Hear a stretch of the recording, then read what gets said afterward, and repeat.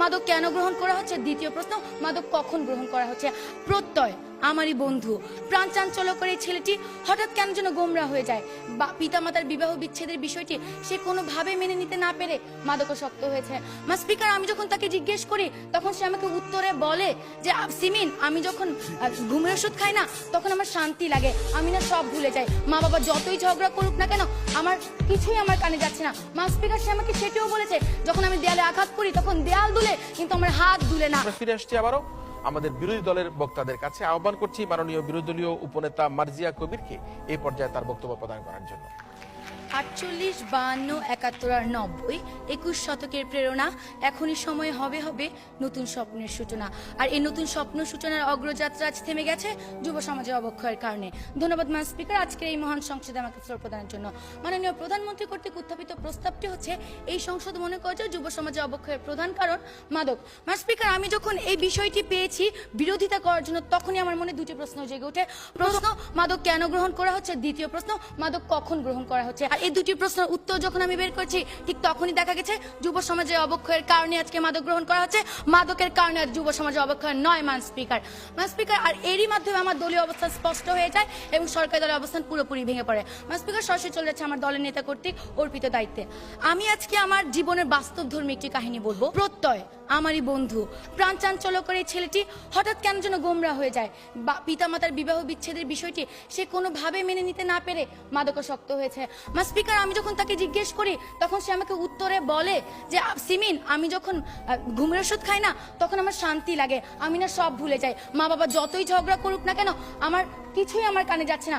Speaker, সে আমাকে সেটিও বলেছে যখন আমি দেয়ালে আঘাত করি তখন দেয়াল দুলে কিন্তু আমার হাত দুলে না। স্পিকার, এই ক্ষেত্রে যে ভালোবাসা তার পিতামাতার কাছ থেকে পাওয়ার কথা ছিল সেই শান্তি নাকি সে মাদকের কাছ থেকে পাচ্ছে। আর এই ক্ষেত্রে যদি মাদকাসক্তি প্রধান কারণ হয় তাহলে কেন সচেতন পরিবারের একজন সদস্য হয়ে আপনি মাদক গ্রহণ করছেন না? প্রশ্ন রয়ে গেল জাতির এই মহান সংসদে, প্রশ্ন রয়ে গেল স্পিকার সরকারি দলের কাছে। স্পিকার, আজকে লক্ষ্য করুন আমাদের দেশে 24.5% যে ছেলে মেয়ে রয়েছে তারা ইচ্ছার বশে পড়ে মাদক গ্রহণ করছে। এখন তাদের কথা হচ্ছে তারা হচ্ছে এক্সেপশনাল, আর আমরা সকলে জানি exceptional is never be called normal. Speaker, লক্ষ্য করুন আজকে পরিবার থেকে যে মাননীয় বিরোধী দলনেতা একটুখানি যে প্রশ্নটি নিয়ে আপনি আপনার পারিবারিক একজন মানুষের উদাহরণ দিয়ে পুরো বাংলাদেশের সকল যুবকদের উদাহরণ আপনি তুলে ধরতে পারেন না।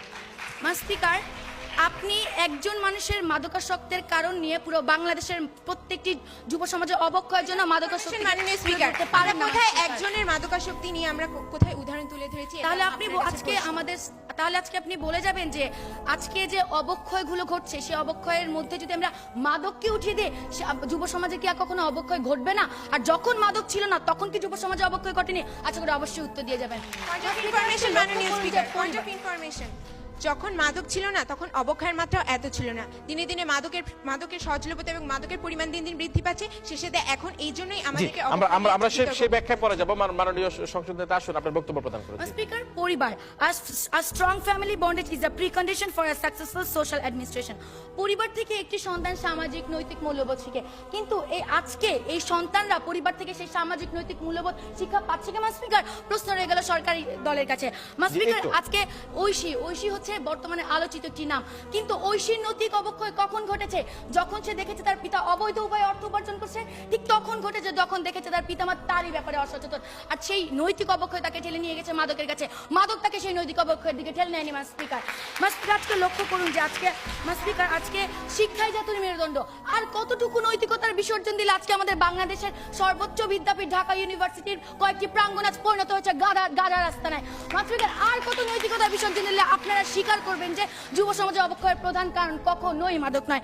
স্পিকার, আজকে যখন আমরা আরেকটা প্রশ্ন নেই, শেষ প্রশ্ন। জি, একজন বিবেকবান বিবেক সম্পন্ন মানুষ কি ইচ্ছা করে নিজের সচেতন জ্ঞানে সে কি সমাজের অবক্ষয় ঘটাবে? স্পিকার, প্রশ্নটি খুবই হাস্যকর। আমরা তো আজকে সেটাই বলছি, একটি সচেতন মানুষ কখনো মাদক গ্রহণ করছে না। যখন নৈতিক অবক্ষয় ঘটছে পুরো প্রশ্ন, মানুষের বিবেক কখন লোপ পায়? প্রতিপক্ষ মাদকের কারণে কি মানুষের বিবেক লোপ পাচ্ছে? যখন সে অসচেতন, ধর্মীয় শিক্ষা মেনে চলছে না, সুশিক্ষার অভাব হচ্ছে, ঠিক তখনই নৈতিক অবক্ষয় করছে এবং ঠিক তখনই সে মাদক গ্রহণ করছে। আমি আমার বক্তব্য অনেক পরিবারে আজকে লক্ষ্য করুন যে অর্ডার প্লিজ। স্পিকার আর কতটুকু নৈতিকতার বিসর্জন দিলে তারা এটি স্বীকার করবেন যে যুব সমাজে অবক্ষয়ের পিছনে কখনোই মাদক প্রধান কারণ না স্পিকার। স্পিকার লক্ষ্য করুন, আজকে একটি যুবক যখন তার বাবার কষ্টের টাকায় লেখাপড়া করে যখন চাকরি পাচ্ছে না, যখন দারিদ্রতার কারণে তার সকল ইচ্ছাকে আজ কবর দিতে হচ্ছে, ঠিক সেই সময়টা যে হতাশা, সেই হতাশাকে আপনারা বুঝবেন। সেই হতাশার কারণে আজকে সে বিভিন্ন ধরনের অপরাধ দিকে ঝুঁকে যাচ্ছে মান স্পিকার। আর অপরাধ কতটুকু মাদক নিয়ন্ত্রণ করছে আজকে আমার সেটি সরকারি দলের কাছে প্রশ্ন মান স্পিকার। মান স্পিকার লক্ষ্য করুন, আজকে আমরা যে ধর্ম আমাদেরকে শান্তি দিক শিখাবে, ধর্ম শান্তির প্রতীক, কিন্তু আজকে এই যে ধর্মের নামে আমরা এই যুব সমাজ মৌলবাদ জঙ্গিবাদ ছড়াচ্ছে, সেইটুকুর কারণে যে অবক্ষয় ঘটছে তা কিভাবে মাদক নিয়ন্ত্রণ করবে মান স্পিকার? প্রশ্ন রয়ে গেল সরকারি দলের কাছে। মান স্পিকার, এগুলোর মাধ্যমে আজকে আপনারা কিভাবে বলছেন যে যুব সমাজের অবক্ষয়ের প্রধান কারণ হচ্ছে মাদক? মান স্পিকার, আজকে আমি বিভিন্ন ধরনের কারণের মাধ্যমে এটি স্পষ্ট করে দিয়ে গেলাম যে যুব সমাজের অবক্ষয়ের প্রধান কারণ কখনোই মাদক নয়। আমার দলের সাংসদের এসে আরো স্পষ্ট কারণ দেখিয়ে যাবেন। মান স্পিকার, আজকে যদি তারা এটি প্রমাণ করতে চাইতো যে যুব সমাজ অবক্ষয়ের প্রধান কারণ, তাহলে তাদের এটিও প্রমাণ করার কথা ছিল যে আমরা যে আমাদের দলের নেতা এবং আমি যে ক্ষেত্রগুলো দেখে গেছি সেই ক্ষেত্রগুলো যুব সমাজের অবক্ষয়ের পিছনে কখনোই প্রধান কারণ হিসেবে দায়ী নয় মান স্পিকার। কিন্তু তারা সেটি দেখাতে ব্যর্থ হয়েছেন। আশা করি সাংসদ এসে সেটি দেখিয়ে যাবেন। যদি সেটি দেখাতে না পান, তাহলে আজকের এই মঞ্চের প্রত্যেকটি মানুষ মানতে বাধ্য যুব সমাজের অবক্ষয়ের পিছনের প্রধান কারণ কখনোই মাদক নয়। আজকে নৈতিক অবক্ষয়ের কারণে, পারিবারিক অসচেতনতার কারণে অবক্ষয় ঘটছে এবং সেই অবক্ষয় তাকে নিয়ে যাচ্ছে মাদকের দিকে।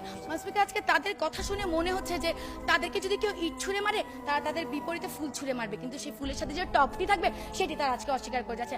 স্পিকার, আজকে তারা তিনজন চোখ বন্ধ করে রাখতে পারে, কিন্তু এই 16 কোটি বাঙালির সাথে আপনার চোখটিও খোলা আছে মান স্পিকার।